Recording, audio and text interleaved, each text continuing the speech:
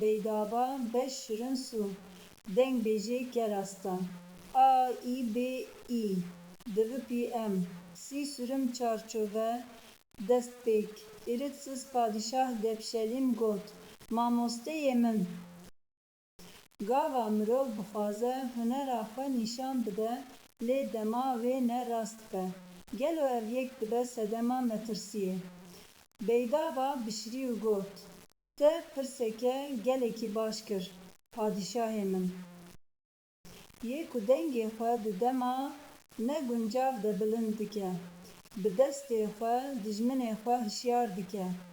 Bila ez bi çîroka kerê ku dixwest bibe dengbêj, vê rastiyê ji te re rave bikim. Padişah serê xwe hejand û beydaba dest pê kir. Çîrok deng bêjê ker, şils dikî carekê li nêzîkî bajarekî, cilşoyek mêrê ku cilan dişo hebû. Cilşo kerekî wî hebû ku her roj barên giran hildigirt. Lê cilşo hejar û xizan bû û nedihat ku xwarinekê baş bide kerê xwe. Ker her roj lawaztir û qelstir dibû. Rojekê kerê biryar da ku ji bo xwe xwarinê bibîne. Bi şev gava hemû bajar dixew de bû. Ker ji hewşê derket û çû nava zeviyên qelîş û xiyaran. Li wir bi dilê xwe xwarinê xwar. Ker her şev bi dizî diçû nava zeviyan û beriya ku roj derkeve vêdigeriya malê. Êdî ker geş û qelew bûbû. Rojekê di nava zeviyê de ker rastî wawîkekî hat. Wawîk jî ji bo nêçîrê hatibû wir. Wawîk gava kerê qelew dît, şaş ma û pirsî: Birayê ker, tu çawa li vir di nava van xwarinên xweş de dijî? Ez gelekî birçî me, ma em dikarin bi hev re xwarinê bixwin. Kerî qebûl kir û ew her du bûn hevalên şevê. Her şev bi hev re diçûn nava zeviyên xelkê û bi dizî xwarin dixwarin. Ji şevekê heyv pir ronî bû û hewa pir xweş bû.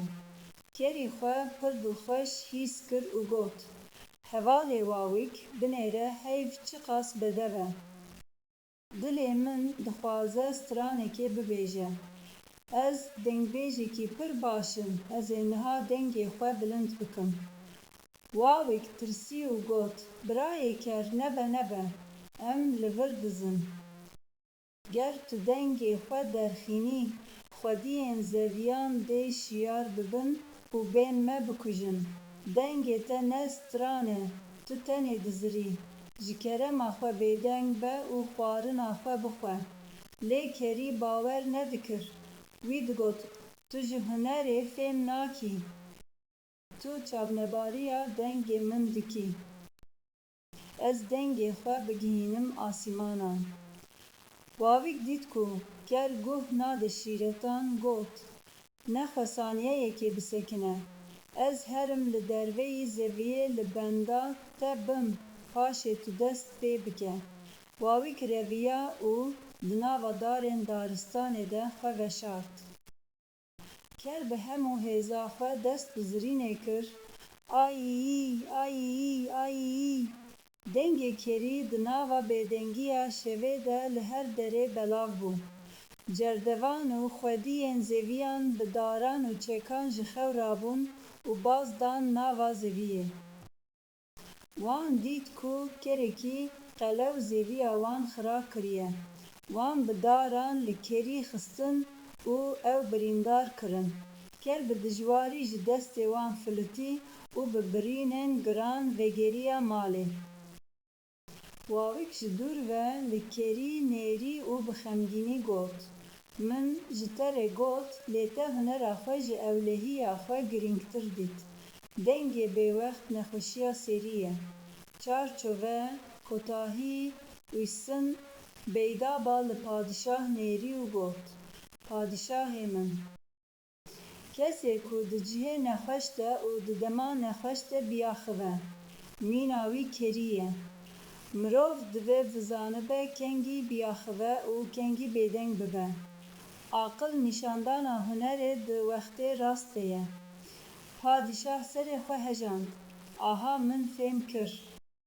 Dengê bêwextenê zirarê dide xwediyê xwe. Beydava bişirî. Vê çîrokê re dibêjin. Deng bêje ker.